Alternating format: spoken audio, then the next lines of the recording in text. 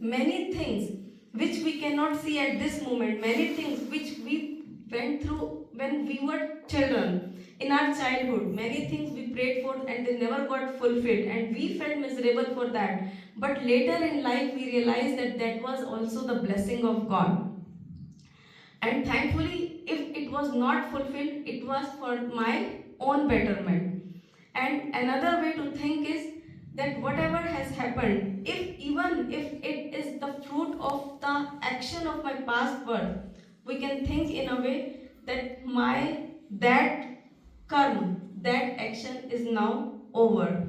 Because anyway, our scripture says, Bhoktavyam avashyamev kritam karma shubhashubham, that whatever we have done, we have to go through that.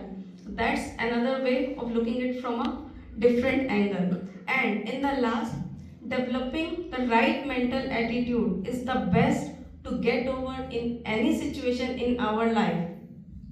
For example, if somebody gets stuck in a traffic, he has two options: either to blame that situation, to keep cursing other vehicles, keep cursing other drivers, keep cursing the reason for that jam, for that traffic, for the incident, but that would not help him to get rid of that situation. Same thing happen with us. When we come across those miseries, those challenges, those hardships in our life, we keep finding fault in others. We keep blaming others. We always have our fingers pointed to others. We never look inside. We never look. We are not able to find out the solution with a calm and peaceful mind. So another way is to prepare your mind for each and every happening in our life, or whatever we come across in our life.